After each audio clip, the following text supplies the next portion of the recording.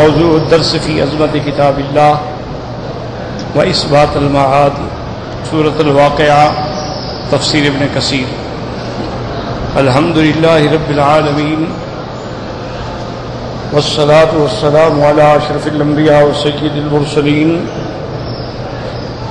سیدنا محمد وعلی آلہ واصحابہ اجمعین۔ اللهم صل على سيدنا محمد وعلى آل سيدنا محمد كما صليت على إبراهيم وعلى آل إبراهيم في العالمين إنك حميد مجيد۔ أعوذ بالله من الشيطان الرجيم، بسم الله الرحمن الرحيم۔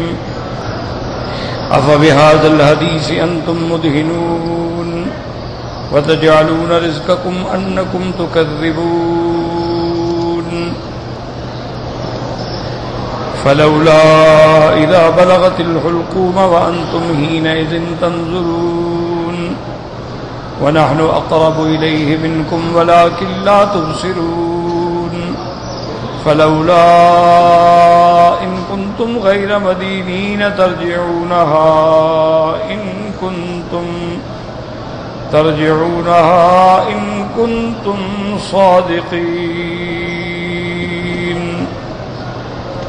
قال المؤلف والمفسر رحمه الله تعالى أدام النفع بعلومه وعلومكم في الدارين آمين، إلى أن قال: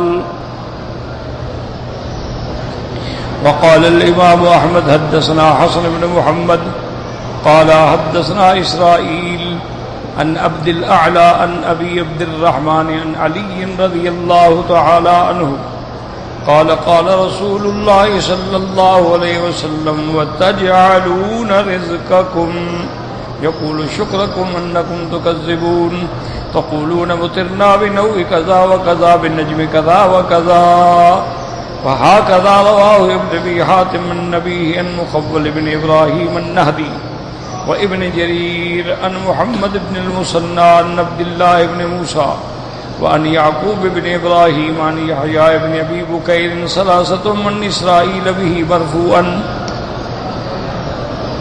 اب مفسر رحمۃ اللہ علیہ فرماتے ہیں اللہ نے ارشاد فرمایا: افبہذا الحدیث انتم مدہنون وتجعلون رزقکم، تو رزق کا معنی شکر بھی آتا ہے، تو بعض علماء نے یہ تفسیر بیان فرمائی کہ تجعلون شکرکم، یہی تمہارا شکر ہے کہ تم جھٹلا رہے ہو اللہ کی اس عظیم نعمت پر ایمان لاتے، اللہ کی اس عظیم نعمت پر ایمان لانے کے بعد اس کے احکام پہ عمل کرتے، نہ کہ ناشکری کرتے۔ اس لیے امام احمد رحمۃ اللہ علیہ نے حضرت علی رضی اللہ تعالی عنہ سے یہ روایت نقل فرمائی ہے، قال قال رسول اللہ صلی اللہ علیہ وسلم: وتجعلون رزقکم یقول شکرکم، یعنی یہی تمہارا شکر ہے۔ تو رزق بمانے شکر بھی آتا ہے کہ جب بارش ہوئی تو کہتے ہیں کہ مطرنا بنوء کذا وکذا بالنجم کذا وکذا، تو جاہلیت میں ان کا یہ عقیدہ تھا کہ وہ کہتے تھے انواع، یعنی بعض ستارے جو ہے ان کا نام رکھا ہوا تھا انواع، اور وہ یہ عقیدہ رکھتے تھے کہ اگر فلاں نو فلاں برج میں آ جائے تو پھر بارشیں ہوں گی۔ تو وہ بارش کو یہ نہیں کہتے تھے کہ بھئی یہ تو اللہ کی نعمت ہے، اللہ نے ہمیں عطا فرمائی، نہیں، مطرنا بالنوء قضا و قضا، یہ جاہلیت کا بڑا پختہ عقیدہ تھا۔ اسی لیے حضرت سیدنا علی رضی اللہ تعالی عنہ خوارج کے خلاف جنگ کے لیے تیار تھے، تو آپ نے اپنے لشکر کو تیاری کا حکم دیا، تو ایک آدمی آیا، اس نے آ کے سیدنا علی رضی اللہ تعالی عنہ سے کہا کہ امیر المؤمنین، آج مہربانی کر کے آپ جو ہے جنگ کے لیے نہ نکلیں، کل چلے جائیں، 2 دن بعد چلے جائیں۔ حضرت علی نے فرمایا کہ وجہ کیا ہے؟ تو اس نے کہا کہ حضرت ہمارے علم کے مطابق یہ جو قمر ہے وہ اقرب میں ہے، برج اقرب میں ہے، تو جب قمر جو ہے برج اکبر میں ہو تو پھر بہت نقصان ہوتا ہے اور شکست ہوتی ہے۔ تو حضرت علی رضی اللہ تعالی عنہ نے فوراً فرمایا اچھا این قمر اعدائی، کہ اگر میرا چاند برج اقرب میں ہے تو میرے دشمنوں کا چاند کدھر ہے؟ بھئی چاند تو ایک ہی ہے نا، تو اگر اقرب میں ہے تو ان کے لیے بھی تو پھر اقرب میں ہے، میرے لیے بھی پھر اقرب میں ہے، تو کیا ہو گیا؟ پھر تو ہم دونوں برابر ہو گئے۔ تو حضرت علی رضی اللہ تعالیٰ عنہ نے فرمایا کہ اس قسم کا عقیدہ رکھنا کفر ہے۔ آپ نے ان کو حکم دیا کہ اس کو جیل میں ڈال دیں، اور حضرت اپنے سفر پہ چلے گئے۔ اللہ نے کامیابی دی اور بڑی فتح نصیب ہوئی۔ تو یہ علم النجوم والے جو ہیں نا، یہ ان کے عقیدے ہیں۔ اور بدقسمتی ہماری یہ ہے کہ آج مسلمانوں میں بھی بے عین ہی یہی عقائد جو ہیں، علم جفر، علم رمل، علم النجوم، علم الاعداد، علم الالوان، یہ سارا اب تو یہ جو عذاب ہے نا ٹی وی کا، اس چینل وغیرہ نے یہ تو مستقل پورے عالم کو اس عذاب میں ڈال دیا۔ انا للہ و انا الیہ راجعون۔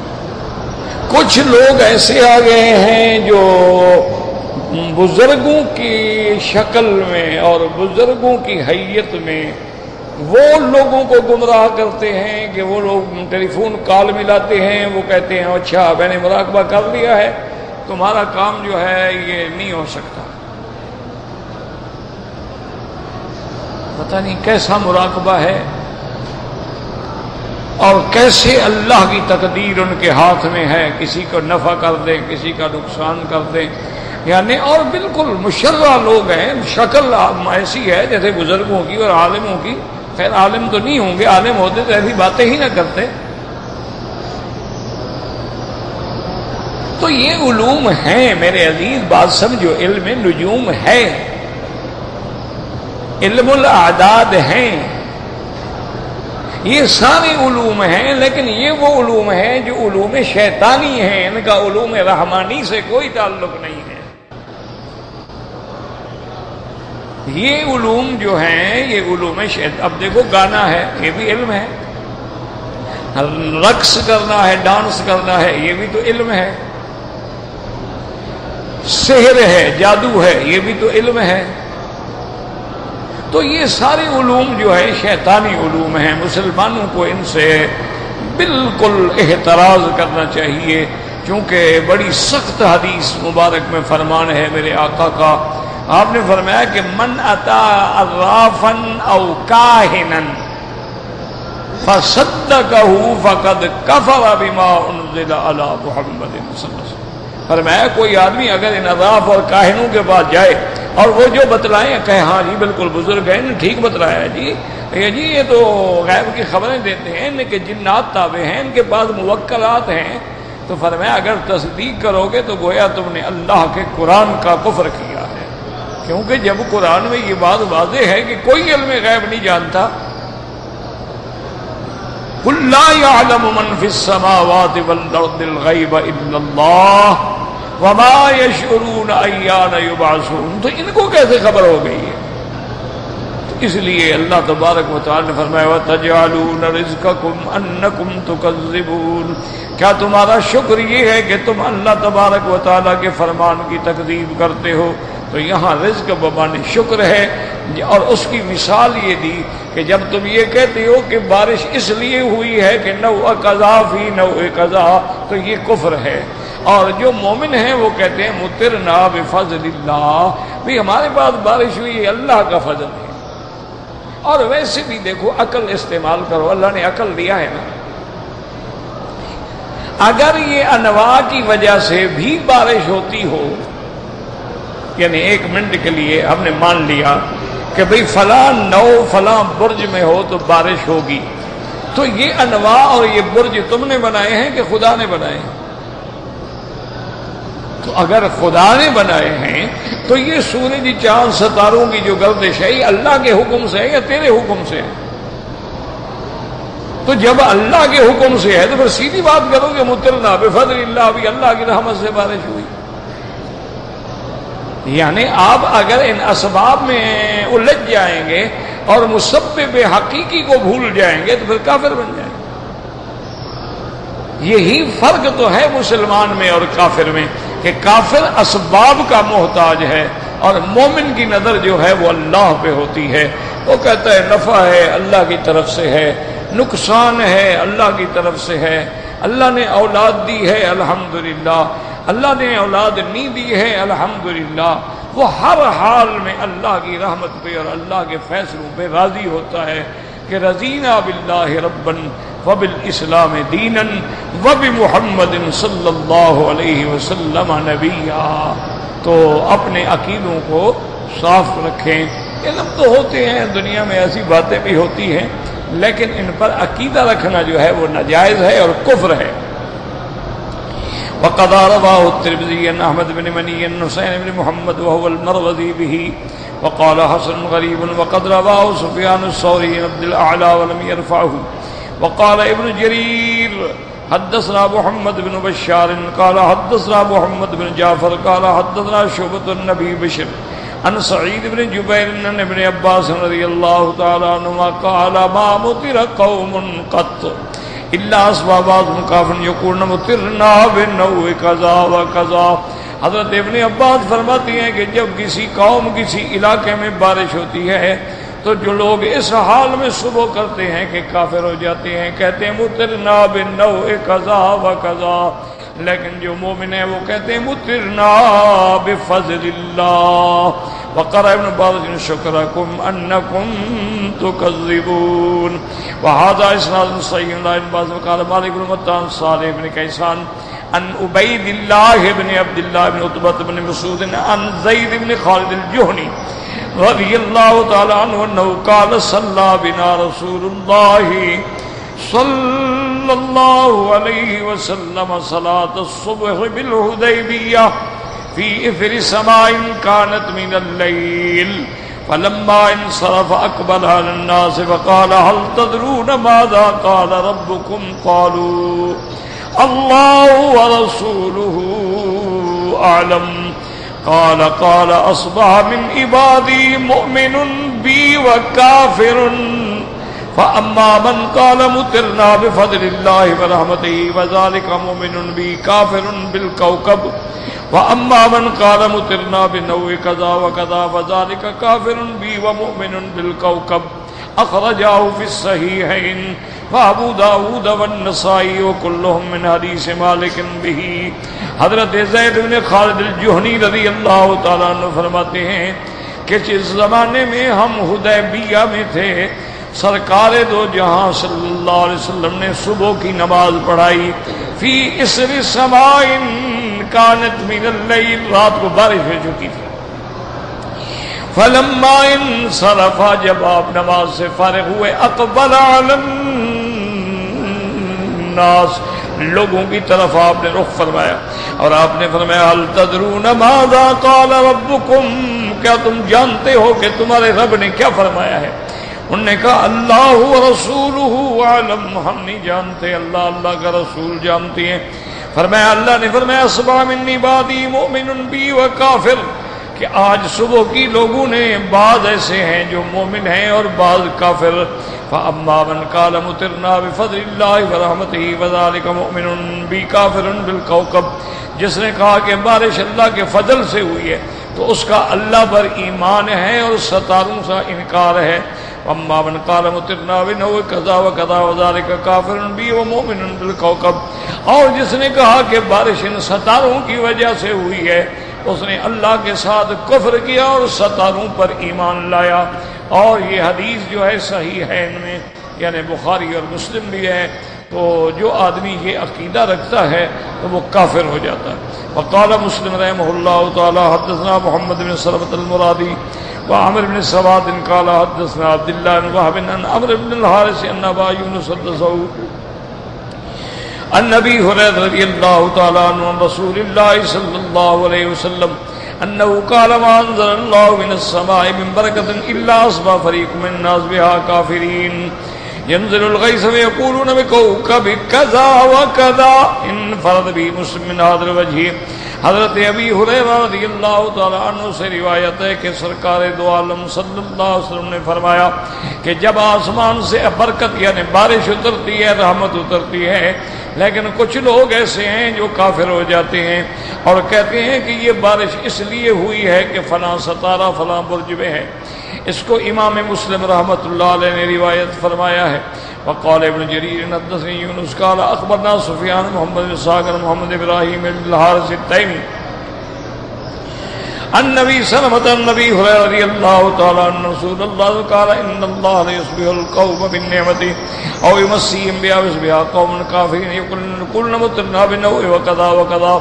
حضور پاک نے فرمایا اللہ تبارک و تعالی کبھی قوم کو صبح کو نعمت عطا فرماتی ہیں، کبھی شام کو نعمت عطا فرماتی ہیں، بارشیں برستی ہیں، لیکن یہ قوم جو ہے یہ اور زیادہ کفر میں پڑ کے کافر ہو جاتی ہے.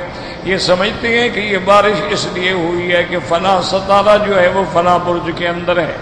قال محمد بن ابراہیم وذكرت هذا الحديث سعيد بن سعيد وقال ونحن قد سمعنا من نبی هريرة رضی اللہ تعالی عنہ وقد اخبرني من شهد عمر بن الخطاب رضی اللہ تعالی عنہ وهو يستسقي فلما استسقى التفت الى العباس وقال يا عباس يا عم رسول الله كم ابقى من نوء الثريا فقال العلماء يزعمون انها تعترض في الافق بعد سقوطها سبعا قال فما مضت صابية حتى مطروا فهذا محمول على السؤال عن الوقت الذي أجر الله فيه العادة بإنزال المطر لا أن ذلك النوع مؤثر بنفسه في نزول المطر فإن هذا هو المنهي عن اعتقاده. وقد تقدم شيء من هذه الأحاديث عند قوله تبارك وتعالى ما يفتح الله للناس من رحمة فلا ممسك لها.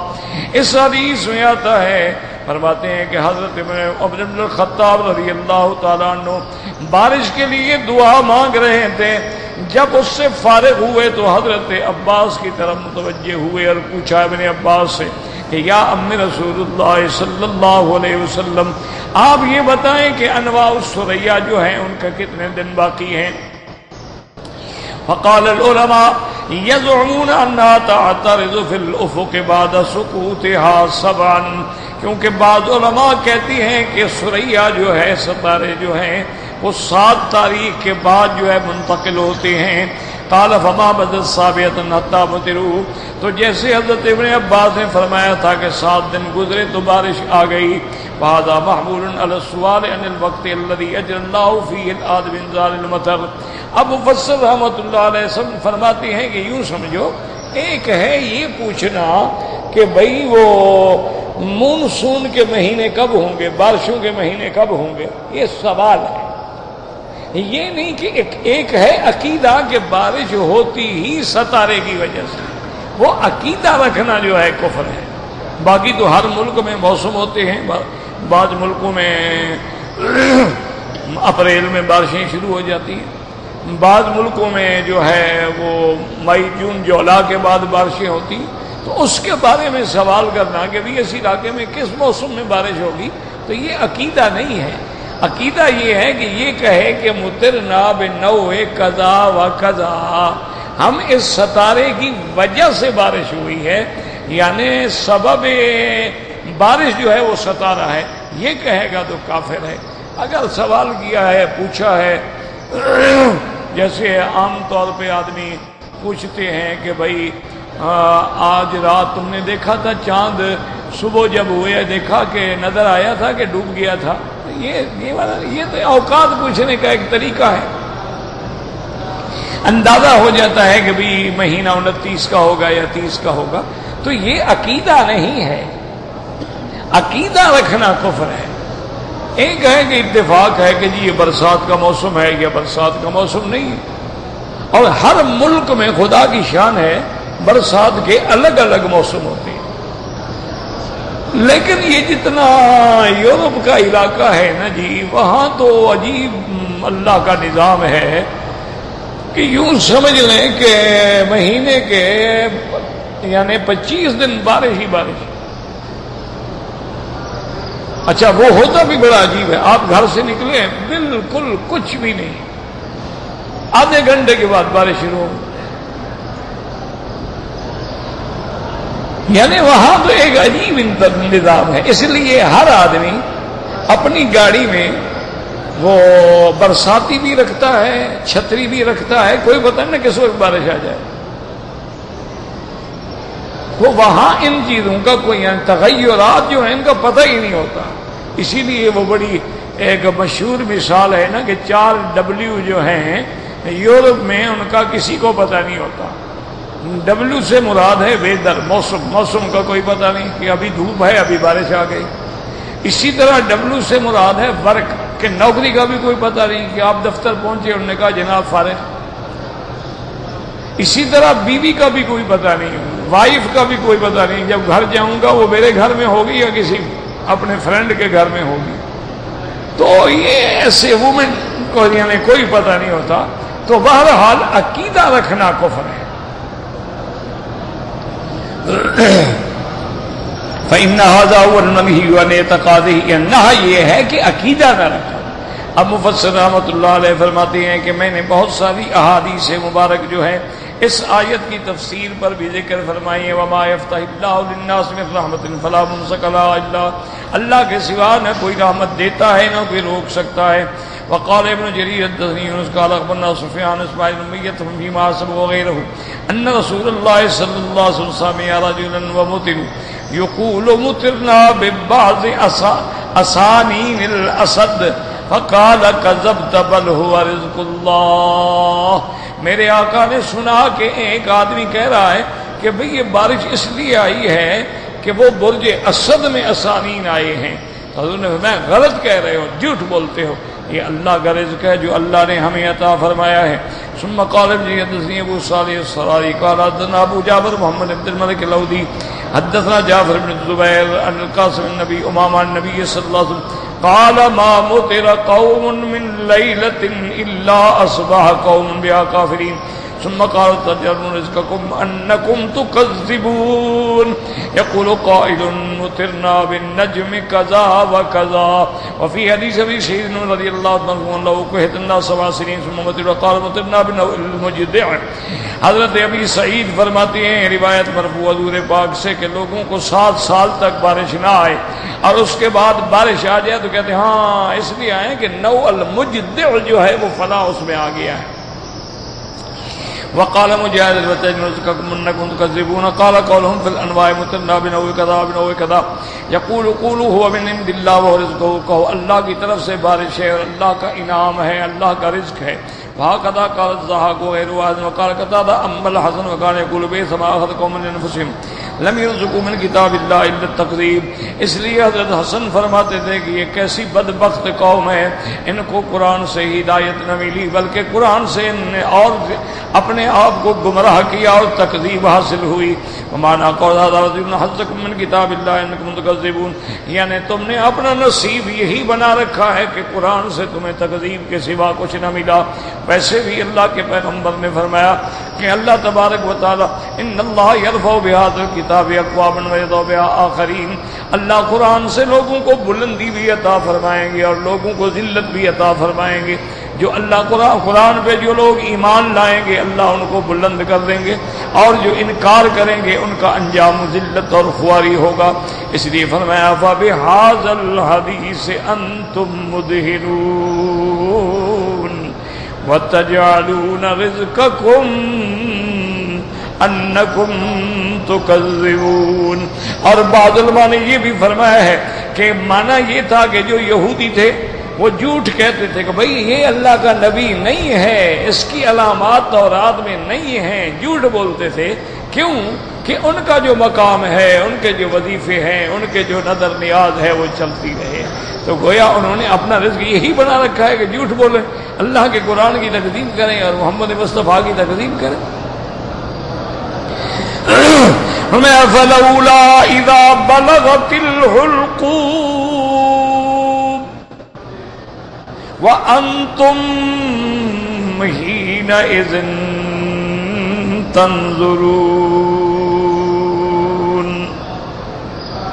وَنَحْنُ أَقْرَبُ إِلَيْهِ مِنْكُمْ وَلَكِنْ لَا تُبْصِرُونَ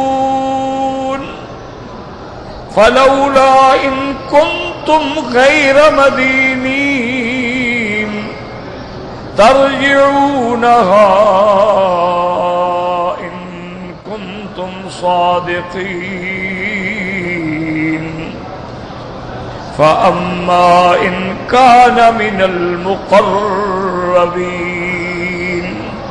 فَرَوْحٌ وَرَيْحَانٌ وَجَنَّةُ نَعِيمٍ وَأَمَّا إِن كَانَ مِنْ أَصْحَابِ الْيَمِينِ فَسَلَامٌ لَكَ مِنْ أَصْحَابِ الْيَمِينِ وَأَمَّا إِن كَانَ مِنَ الْمُكَذِّبِينَ الضَّالِّينَ فَنُزُلٌ مِّنْ حَمِيمٍ وَالتَّصْلِيَةُ جَحِيمٌ إِنَّ هَذَا لَهُوَ حَقُّ الْيَقِينِ فَسَبِّحْ بِاسْمِ رَبِّكَ العظیم سبحان ربی العظیم۔ اللہ تبارک و تعالی نے فرمایا فلولا اذا بلغت الحلقوم،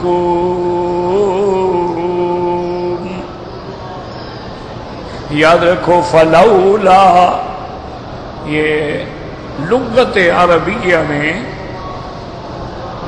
یہ 4 لفظ ہیں جو استعمال ہوتے ہیں، لولا، لوما اور حلا، الا، اور اصل ان کا اختصار یہ ہوتا ہے لما، یعنی یہ استفہام کے لیے ہیں۔ استفہام جو ہے یاد رکھو پھر وہ آگے انکاری بھی ہوتا ہے، استفہام تقریری بھی ہوتا ہے، اور استفہام جو ہے وہ تعجیب یعنی تعجب کے لیے بھی ہوتا ہے۔ تو اب اللہ تبارک و تعالی نے فرمایا فَلَوْلَا إِذَا بَلَغَتِ الْحُلْقُومَ، پس جب پہنچا، کیا پہنچا اس کا ذکر نہیں ہے، کیا پہنچی حلقوم، حلقوم یہ حلقوم ہے، تو اس لیے علماء فرماتے ہیں یعنی اذا بلغت النفس الحلقوم، اور بعض علماء فرماتے ہیں اذا بلغت الروح الحلقوم، کہ جب روح الحلقوم تک آ گئی، یعنی نکلنے کا وقت ہے، سکرات کا وقت ہے۔ اور اس میں یہ مسئلہ بھی سمجھ لیں کہ جب اللہ تبارک و تعالی نے روح ڈالی ہے نا بندے میں، تو وہ اوپر سے ڈالی جاتی ہے، اور جب روح نکالنے کا وقت ہوتا ہے تو پھر نیچے سے نکالی جاتی ہے۔ بات سمجھیں کہ جب انسان میں روح ڈالی جاتی ہے روح نکالی جاتی ہے، روح ڈالی گئی تو آدمی زندہ ہو گیا، روح نکالی گئی تو آدمی مردہ ہو گیا، لیکن روح ڈالنے کا جو نظام ہے وہ اوپر سے ہے، اور روح نکالنے کا جو نظام ہے وہ نیچے سے ہے۔ اس کی دلیل ہے کہ جب سیدنا آدم علیہ السلام اللہ تبارک و تعالیٰ نے ان کو جنت میں رکھا، ان کا جسد بنایا، ان کا جسہ بنایا، اعضاء بنائے، اور اس کے بعد پھر اللہ نے فَإِذَا نَفَخْتُ فِيهِ مِن رُّوحِي فَقَعُوا لَهُ سَاجِدِينَ، اللہ نے فرمایا کہ پھر جب ہم روح پھونک دیں نا آدم علیہ السلام میں، تو ملائکہ کو حکم ہوا کہ تم آدم کو سجدہ کرو۔ وہ بڑی لمبی بات ہے کہ روح ڈالنے کے بعد فوراً سجدہ نہیں ہوا، سجدہ تو بہت بعد میں ہوا، امتحان ہوا، امتحان کے بعد سجدہ ہوا، لیکن فا یہاں جو ہے وہ تاکید کے لیے نہیں ہے کہ فَإِذَا نَفَخْتُ فِيهِ مِن رُوحِي فَقَعُوا فَتَقْتَ، جیسے اذا کبر فکبروا، تو اکثر استعمال فا کا تعقیب کے لیے ہوتا ہے، لیکن یہاں تعقیب کے لیے نہیں ہے کہ حضرت آدم میں روح پھونکی گئی، آدم علیہ السلام ماشاءاللہ زندہ ہو گئے، پھر اللہ نے آدم علیہ السلام کو تعلیم اسماء دی، پھر اللہ نے فرشتوں سے مناظرہ ہوا، فرشتوں سے پوچھا گیا انبئونی باسماء ہؤلاء، اور جب وہ جواب نہ دے سکے اس کے بعد ہم نے حکم کیا، اللہ نے کہ قلنا للملائکۃ اسجدوا لآدم فسجدوا الا ابلیس۔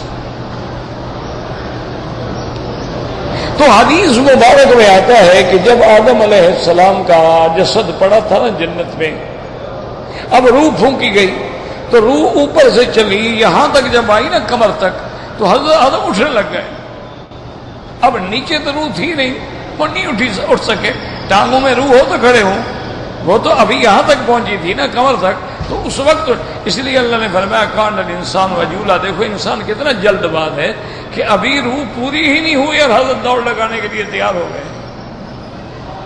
تو معنی یہ ہے کہ روح اوپر سے ڈالی گئی، وہ کمر تک آئی اور پھر نیچے آئی۔ اور اسی طرح جب بچہ اپنی ماں کے پیٹ میں ہوتا ہے تو اس کی حیت یوں ہوتی ہے کہ سر اوپر ہوتا ہے اور ٹانگیں نیچے ہوتی ہیں، اسی طرح اس میں بھی وہی بات ہے کہ روح جو ہے اس کے اوپر سے ڈالی جاتی ہے۔ جب روح ڈال دی جاتی ہے اب وہ حرکت کرتا ہے پیٹ میں، اس لیے ماں کو پتہ لگتا ہے کہ بچہ حرکت کر رہا ہے۔ اور اللہ کا نظام دیکھیں کہ اس کو ماں کے پیٹ میں کیسے سکھا دیا ہے کہ جب ولادت کا وقت آتا ہے اور اس کی ماں کو دردیں شروع ہو جاتی ہیں اور بالکل ولادت قریب آ جاتی، اب اللہ حکم دیتے ہیں اس جنین کو جو بچہ پیٹ میں کھڑا ہے کہ اب جناب کلٹی کھاؤ، سر پہلے نکلے گا اور ٹانگیں بعد میں نکلے گا۔ تو یہ اللہ نے اس کو سکھلایا ہے نا کہ کہاں سے نکلنا ہے اور کیسے نکلنا ہے۔ تو اس لیے اب یاد رکھیں کہ جب روح نکالی جاتی ہے تو پھر نیچے سے، کیوں قرآن کہتا ہے وَالْتَفَّتِ السَّاقُ بِالسَّاقِ، کہ جب پنڈلی سے ٹکرائی، اب اس میں طاقت نہیں ہے، وہ بس ایسے ٹکر رہے، اور لوگ ہاتھ لگاتے ہیں جی پاؤں ٹھنڈے ہو گئے، بالکل جی اب بالکل وہ گرمی کا آثار ہی نہیں ہے، بالکل ٹھنڈ، اب ٹانگیں بھی ٹھنڈی ہو گئی، تو نکلتے آخر میں آنکھوں سے اور اوپر سے نکلتی ہے، حتیٰ کہ آنکھیں کھلی ہوں تو اب وہ بیچارہ بند ہی نہیں کر سکتا نا کہ روح تو نکل گئی۔ اسی لیے جو ساتھ ہوتے ہیں ان کا حکم ہے کہ بھی وہ آنکھوں پہ ہاتھ رکھ کے آنکھیں بند کر دیں، کیوں اب وہ تو نہیں کر سکتا، اس کی حرکت تو ختم ہو گئی، روح جو نکل گئی، روح ہو تو آنکھیں اوپر نیچے کریں۔ تو اس کا معنی یہ ہے کہ روح نکالی نیچے سے جاتی ہے اور ڈالی اوپر سے جاتی ہے۔ اللہ تبارک و تعالیٰ کی حکمتیں ہیں۔ اور ایک بات یاد رکھو، قرآن مقدس میں دو لفظ آتے ہیں، ایک لفظ تو ہے روح، یاد رکھو، اور ایک لفظ ہے نفس۔ ایک لفظ ہے روح، یسألونک عن الروح قل الروح من امر ربی وما اوتیتم من العلم الا قلیلا، وہاں لفظ روح ہے۔ اور کہیں لفظ آتا ہے نفس کا، اللہ یتوفی الانفس حین موتہا، یتوفی الانفس، انفس جمع نفس کی ہے۔ تو اس لیے بعض علماء مفسرین فرماتے ہیں کہ نفس اور روح ایک ہی چیز ہے، اسی کو روح بھی کہا گیا ہے اور اسی کو نفس بھی کہا گیا۔ اور بعض محققین علماء فرماتے ہیں کہ نہیں، نفس الگ چیز ہے اور روح جو ہے وہ الگ چیز ہے. وہ کہتے ہیں کہ نفس سے تو سارے جسد اجساد جو ہے نا گویا وہ زندہ ہیں، اور خود نفس جو ہے وہ روح سے زندہ ہوتا ہے. تو اس لیے روح جو ہے گویا وہ روح اور روح ہو گئی. یعنی نفس بھی ایک روح ہے، لیکن اس کی روح جو ہے وہ روح ہے جس کو اللہ نے قرآن میں بھی روح کہا.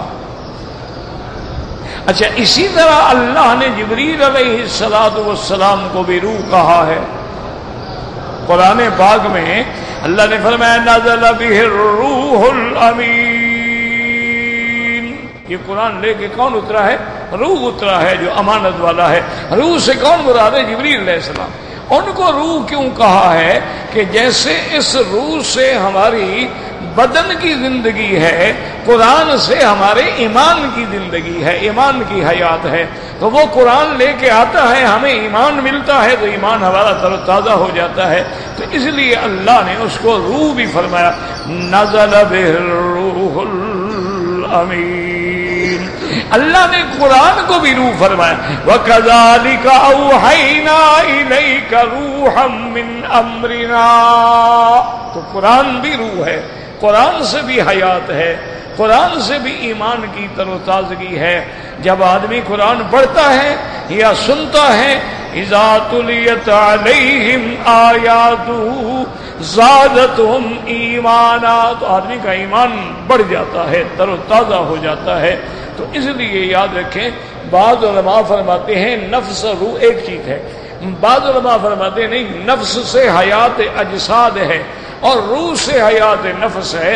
یعنی گویا نفس کی زندگی کے لیے اس روح کی ضرورت ہے. اب اللہ فرماتے ہیں فَلَوْلَا إِذَا بَلَغَتِ الْحُلْقُومَ. اب بلغت، کیا بلغت؟ اور اس کا ذکر بھی موجود نہیں ہے. پہلے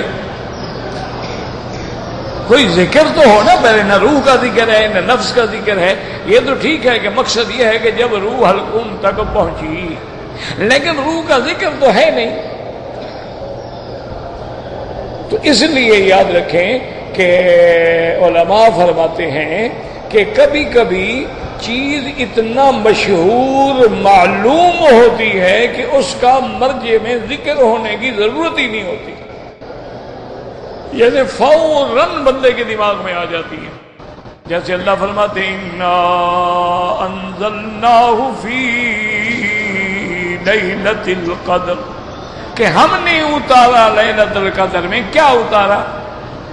اب پہلے تو کوئی ذکر نہیں ہے، لیکن آدمی جب سنتا ہے تو فوراً دماغ میں آ جاتا ہے بھی قرآن اتارا نا، کیونکہ اس سے پہلے ذکر ہو چکا تھا شہر رمضان الذی انزل فیہ القرآن. تو اس لیے کبھی چیز معلوم ہوتی ہے، اس کا ما قبل میں ذکر ہونا ضروری نہیں ہوتا.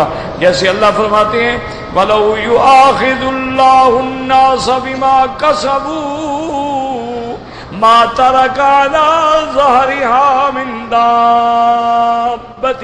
ظَهْرِهَا کیا ظاہریہ؟ یعنی پھر کوئی زمین پہ چلتا پھرتا نظر نہ آتا.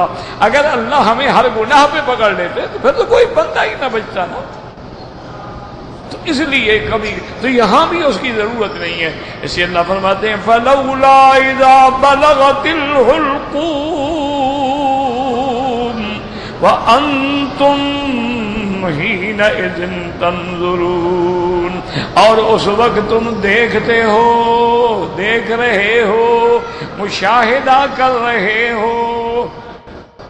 اب یاد رکھو کہ یہ خطاب کس کو ہے؟ بات کو سمجھنے کی کوشش کریں. ایک تو خطاب ہے یعنی اس کو جو مر رہا ہے. بھئی جب تیری موت کا وقت قریب آ گیا، اب روح القوم میں آ گیا، اب تو آنکھوں کے سامنے فرشتے بھی نظر آ رہے ہیں، عذاب والے فرشتے بھی کھڑے ہیں. کیونکہ جب مومن کی موت کا وقت آتا ہے تو رحمت کے فرشتے آتے ہیں. یاد رکھیں ہمیشہ ان الذين قالوا ربنا الله ثم استقاموا تتنزل عليهم الملائكة ألا تخافوا ولا تحزنوا وَأَبْشِرُوا بِالْجَنَّةِ الَّتِي كُنْتُمْ تُوعَدُونَ نَحْنُ أَوْلِيَاؤُكُمْ فِي الْحَيَاةِ الدُّنْيَا وَفِي الْآخِرَةِ وَلَكُمْ فِيهَا مَا تَشْتَهِي أَنفُسُكُمْ وَلَكُمْ فِيهَا مَا تَدَّعُونَ۔ اللہ فرماتے ہیں جس نے میری ربوبیت کا اقرار کیا پھر عقیدہ توحید میں جم گئے پہاڑ کی طرح، پھر ان کو ہلا کوئی نہیں سکا۔ اب موت آتی ہے تو اللہ کی رحمت کے فرشتے آ جاتے ہیں اور آ کے بشارت دیتے ہیں کہ بالکل کوئی ڈر نہ کرو، کوئی غم نہ کرو، خوش ہو جا، اللہ نے تیرے لیے جنت کو تیار کر رکھا ہے۔ حدیث پاک میں آتا ہے وہ رحمت کے فرشتے آ کے کہتے ہیں یا ایتھا الروح الطیب فی الجسد الطیب فاخرجی الی روح وریحان وَإِلَىٰ رَبٍّ غَيْرَ غَضَبَانٍ۔ وہ فرشتے کہتے ہیں پاکیزہ روح پاکیزہ جسد میں، اب چلو تم اللہ کی جنت کی ہواؤں میں، اور چلو اپنے رب کے بعد جو تجھ پہ ناراض نہیں ہے، رب راضی ہے تجھ پر۔ اور جب کافر کی موت کا وقت آتا ہے تو فرشتے عذاب کے آتے ہیں اور کہتے ہیں یا ایتھا الروح الخبیث فی الجسد الخبیث، وہ کہتے ہیں نکلو خبیث روح خبیث جسد میں، چلو اللہ تجھ پہ ناراض ہیں۔ تو اب گویا کہ فلولا اذا بلغت الحلقوم وانتم حينئذ تنظرون، تم سب دیکھ رہے۔ اور یاد رکھو کہ مومن کی کتنی بڑی شان ہے کہ جب موت آتی ہے نا تو اس جثے کا کفن دفن تو ہم کرتے ہیں اور روح کا کفن جنتوں سے آتا ہے اور فرشتے لے جاتے ہیں۔ روح کے لیے بھی کفن آتا ہے اور وہ جنت کا کفن ہوتا ہے، اس میں لپیٹ کے روح کو لے جاتے ہیں اور جہاں جہاں سے گزرتے ہیں فرشتے سلام کہتے ہیں کہ اچھا فلاں مومن کی روح آ گئی، مرحبا مرحبا مرحبا۔ تو اس لیے ہم جو کفن پہناتے ہیں اور اس جسد کو پہنا رہے ہیں نا، اب روح نے تو جانا ہے نا علیین میں، تو وہ فرشتے لے کے جاتے ہیں اور جنت کے کفن میں لپیٹ کے لے کے جاتے ہیں۔ اللہ نے فرمایا کہ اب موت آ گئی اور تیری روح آ گئی حلقوں میں، اب تو دیکھ رہے ہو نا، اب تو سب کچھ سامنے نظر آ رہا ہے نا، انتم حینئذ تنظرون۔ اور ایک یہ ہے کہ سب کو خطاب ہے، مرنے والے کو بھی اور جو اس کے حاضرین ہیں ان سے انتم حینئذ تنظرون، تم سب دیکھ رہے ہو نا اب کیا حال ہے، اب سکرات کے وقت میں کیا کیفیت ہے، دیکھ رہے ہو کہ نہیں دیکھ رہے ہو؟ اللہ نے فرمایا اچھا وَنَحْنُ أَقْرَبُ إِلَيْهِ مِنْكُمْ، اور ہم تو سب سے زیادہ قریب ہیں لیکن تم ہمیں نہیں دیکھ سکتے ہو نا، وَلَٰكِن لَا تُبْصِرُونَ۔ تو اس آیات میں اللہ تبارک و تعالی نے اس منظر کو بیان فرما دیا ہے جو موت کے وقت آتا ہے، چونکہ سکرات الموت جو ہے بڑی شدید چیز ہے، بڑی سخت چیز ہے، حتیٰ کہ میرے محبوب رحمت دو عالم صلی اللہ علیہ وسلم بھی اس وقت بھی دعا کر رہے تھے اللہم اعنی فی سکرات الموت، اللہ سکرات موت میں میری مدد فرما، اللہ سکرات موت میں میری مدد فرما۔ تو یہ ایک بڑا، اور اس وقت ہر چیز آدمی کے مشاہدہ، یعنی بس روح نکلنے کے ساتھ ساتھ ہی مشاہدہ شروع ہو جاتا ہے، عذاب کے فرشتے بھی نظر آنے شروع ہو جاتے ہیں اور اگر رحمت کے فرشتے ہیں وہ بھی نظر آنے شروع ہو جاتے ہیں۔ دعا کریں اللہم ثبتنا علی الایمان، اللہم ارزقنا حسن الختام واجعل آخر کلامنا لا الہ الا اللہ محمد رسول اللہ۔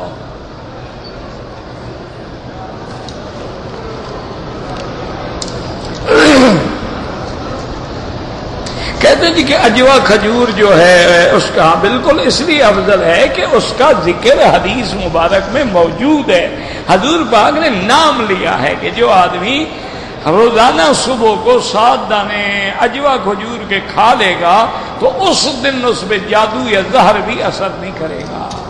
تو جب آپ نے نام لیا ہے کہ چیز کا فضیلت خود بخود ثابت ہو گئی۔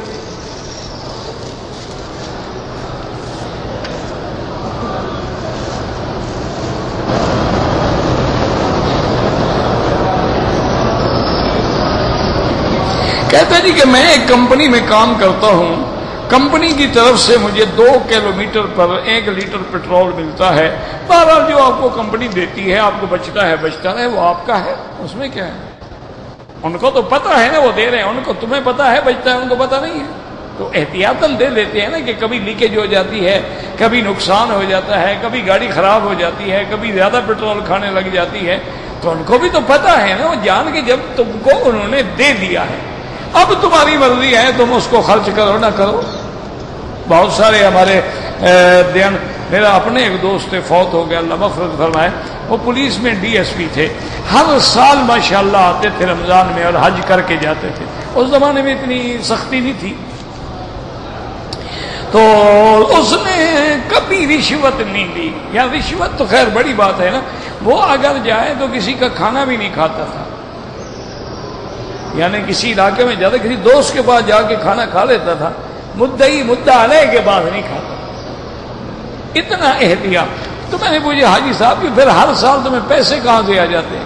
اس نے کہا حضرت ٹی اے جو بنتا ہے نا ہمارا، وہ میں اکٹھے کرتا رہتا ہوں، کیونکہ الحمدللہ میں دیانتداری سے تفتیش کرتا ہوں تو مجھے اکثر تفتیشی مقدمات مجھے مل جاتے ہیں، اب میں کبھی بہاولپور، کبھی ڈیرہ غازی خان، کبھی ملتان، کبھی سکھر، کبھی ساہیوال، کبھی کہاں، تو ٹی اے تو حکومت مجھے دے گی نا، وہ مجھے ٹرین میں مثلا 2nd کلاس کا کرایہ دیتے ہیں، میں 3rd کلاس میں بیٹھ جاتا ہوں، میں تکلیف کر لوں گا، کچھ پیسے بچ جائیں گے تو عمرے پہ چلا جاؤں گا، تو یہ تو آپ کی چیز ہے نا، انہوں نے یہ آپ کا حق بنا دیا ہے، یہ آپ کا استحقاق ہے۔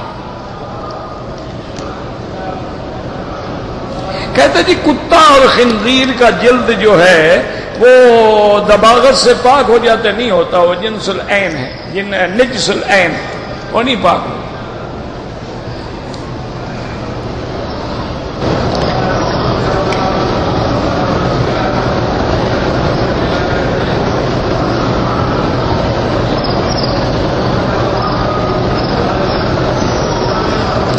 کچھ کہتے ہیں کیا حبہ ماد بنے ہوئے ہیں، کچھ لوگ مکتب کے ساتھ جب ہم نماز کے لیے اندر آتے ہیں تو نماز ہم سے چلے جاتے ہیں، مجھے سمجھ نہیں ہے آپ نے کیا پوچھا ہے۔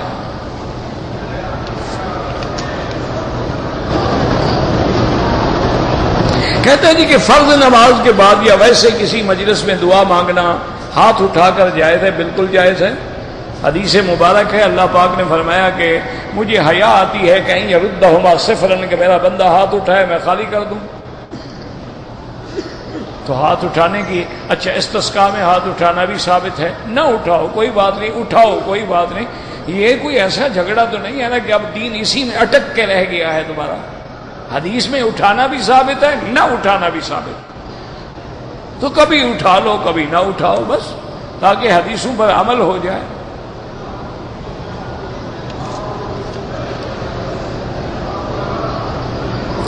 دعا میں واسطے کا حکم اللہ نے نہ قرآن میں دیا ہے نہ حدیث مبارک، دعا جب بھی مانگو اللہ سے مانگو، ادعونی استجب لکم، اور جتنی قرآن میں دعائیں ہیں ساری پڑھ لو، کسی جگہ واسطہ وسیلے کا لفظ نہیں ہوگا، ربنا آتنا، ربنا ظلمنا، ربنا لا تزغ قلوبنا، ربنا لا تؤاخذنا، سارے قرآن کی دعائیں پڑھ لیں۔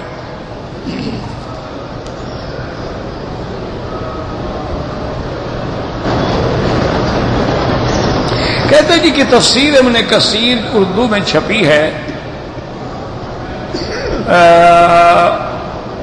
دارالسلام نے جدید پتہ نہیں، بہرحال میں نے نہیں دیکھا میرا بھائی، اگر اردو میں تو اصل تو تفسیر ابن کثیر ہے نا، اس کا ترجمہ کیا گیا اردو میں، تو کوئی بات نہیں، بالکل پڑھیں، کیا ہے۔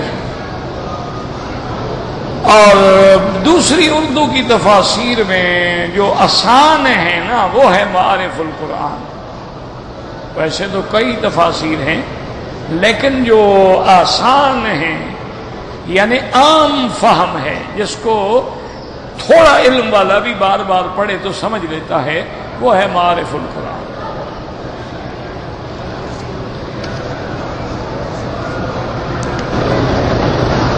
بیوی کی بھانجی جو ہے تو وہ جب تم شادی کرو گے تو یعنی وہ خالہ بھانجی تو پھر اکٹھی ہو جائیں گی نا، وہ ناجائز ہے؟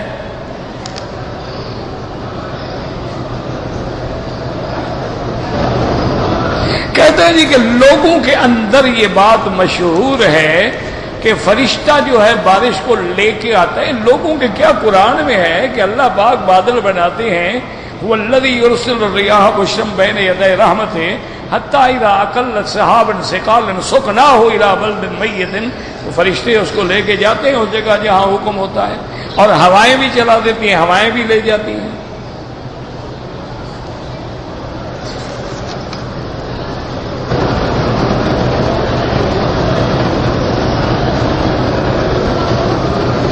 بھائی نے بیوی کو طلاق دیا، اس کی 2 لڑکیاں ہیں. ابھی ماں کہتی ہے بھائی سے تعلق رکھنے کو نہیں ہے، تو لڑکیاں تو تمہارے بھائی کی ہیں نا، ماں کی تو نہیں ہے نا. لڑکیاں تو باپ کی ہیں نا. لڑکیاں لے آؤ، پالو، حفاظت کرو ان کی. تمہاری ماں نہیں مانتی، یہ کیا بات ہوئی؟ اس کی لڑکیاں تھوڑی ہیں، وہ تو تمہاری لڑکیاں ہیں. اچھا، اور ایک کتنی بڑی بدبختی ہوگی تمہاری، کبھی سوچا ہے؟ تم نے ان کی ایک عورت کو طلاق دیا، وہ تیری 2 لڑکیاں بیچ دے تو کیا کرو گے؟ وہ اپنی لڑکیاں لے آؤ، اپنی عزت کی حفاظت کرو. ماں نہیں مانتی، ماں کیا نہیں مانتی؟ جو بات شریعت کے خلاف ہو ماں نہیں مانتی. ماں کہے داڑھی نہ رکھو، منڈا دو. ماں کہے بیوی کے ساتھ نہ بولو، بند کر دو. ماں کہے نماز پہ نہ جاؤ، آج ٹھنڈ لگ جائے گی، وہ گھر بیٹھے رہو. یہ کیا بات ہے؟ ماں دین کا نام ہے کہ اللہ رسول کا کلمہ دین ہے.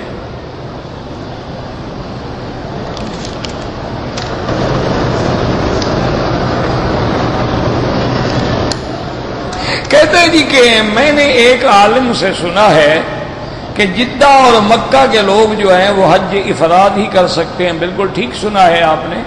اہل مکہ کے لیے یا جو لوگ بھی میقات کے اندر ہیں ان کا حج افراد ہوتا ہے.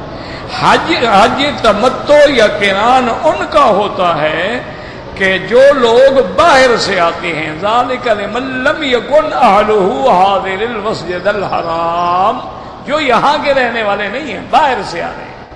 ان کی مرضی ہے تمتع کریں، افراد کریں، قران کریں. لیکن جو میقات کے اندر ہیں وہ ہر حال میں افراد کریں.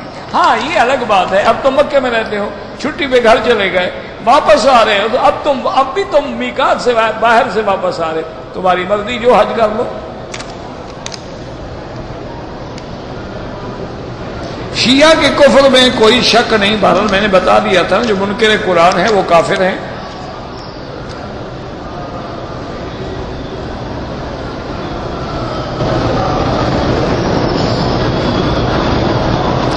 چند لوگ میری زمین پہ ناجائز قبضہ کرنا چاہتے ہیں تو میں ان کو مار ڈالوں. کیوں مار ڈالو بھائی؟